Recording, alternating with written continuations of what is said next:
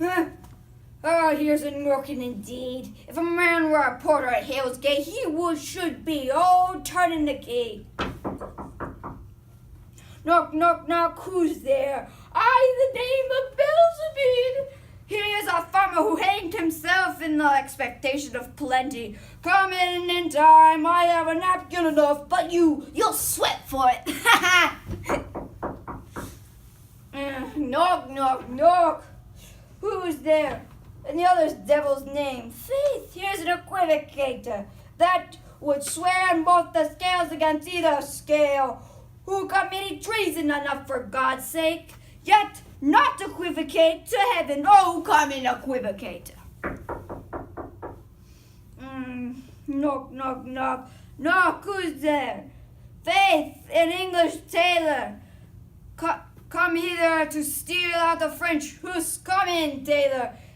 Here you may roast your goose. Knock, knock, knock. Knock, knock, knock. Never quit. Too cold. This place is too cold for hell. I'll devil porter it no further. I thought I have let in some of all profession that go in the primrose way to the everlasting bonfire. On! Pray you, remember the porter.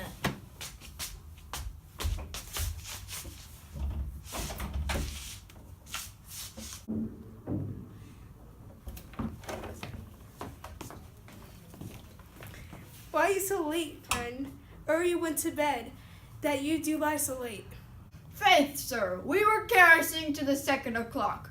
The drink, a great provoker of,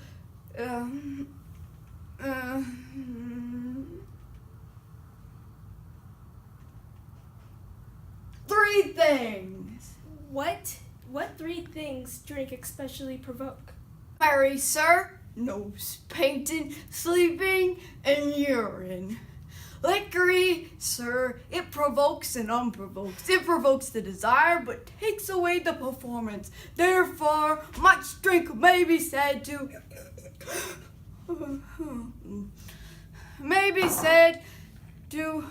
equivocator with the liquory. It makes him and it mars him. It sets him and it takes him off.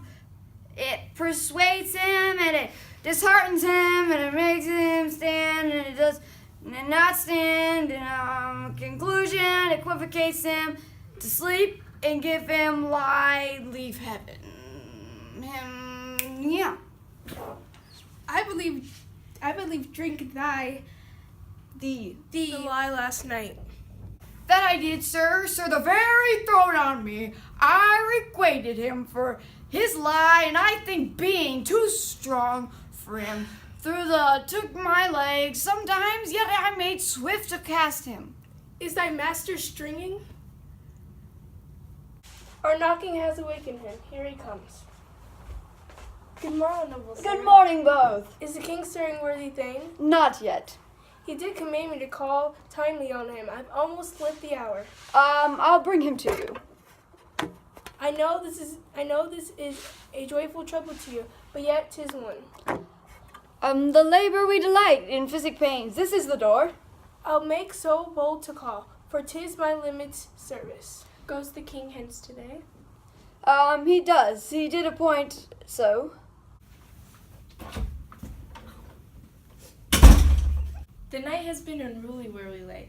Our chimneys were blown down, and as they say, lamentings heard in the air, strange screams of death, and prophesying with accents terrible of dire combustion and confused events. New hatched the hopeful time. The obscure bird clamored the livelong night. Some say the earth was feverish and did shake. Awake, awake! Ring the alarm bell! Murder and treason! Banco and Donalbain, Malcolm, awake! Shake off this downy sleep. Death's counterfeit, and look on death itself. Up and see the great doom's image. Malcolm, Banco, as from your graves, rise up and walk like spirits to conference in this hour. Ring the bell. Oh, Banquo, a royal's master's murder. Woe, alas! What? In our house? Too cruel anywhere. Dear Duff, I pray thee contradict thyself, and it is not so.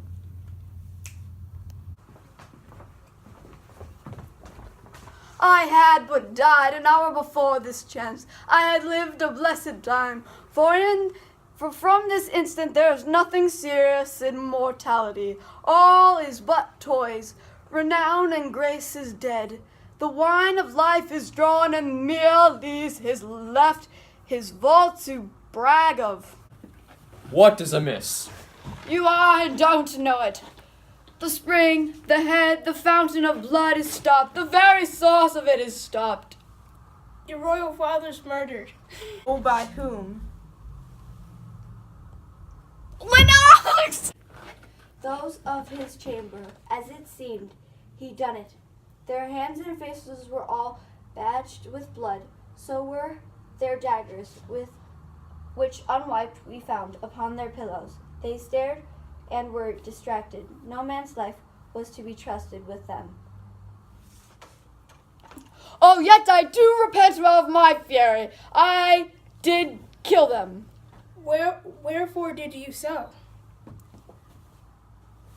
Who can be wise, amazed, temperate and furious, loyal and neutral in a moment? No man, the expedition of my violent love, outrun the pause of reason.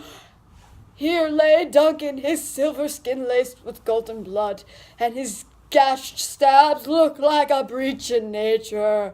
For ruin's wasteful entrance, there the murderers sleep in colors of their trade, their daggers unmannerly breached with gore. We who could refrain, that had a heart to love, and in that heart courage to make love known.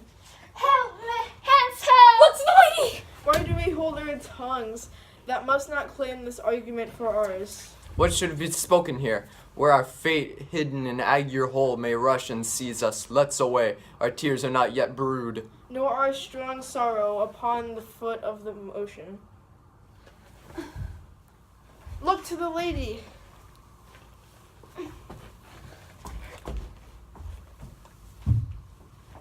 And have our naked frailties hid, that suffer in exposure let us meet, and question this most bloody piece of work. To know it further, fears and scopes shake us, in the great hand of God I stand, and thence against the undivulged pretense I fight of treasonous malice. And so do I. And so do all. Let's briefly put on manly readiness and meet in the hall together. Well contented. What will you do? Let's not concert with them. To show an unfelt sorrow is an office, which is the false man does easy. I'll to England. To Ireland. I, our separate fortune, shall keep us both the safer, where we are these daggers in men's smiles, the near in blood, there's nearer bloody. This murderous shaft that's shot hath not yet lightened, and our safest way is to avoid the aim. Therefore to horse, and let us not be dainty of leave-taking, but shift away. There's warrant in that theft, which steals itself when there's no mercy left.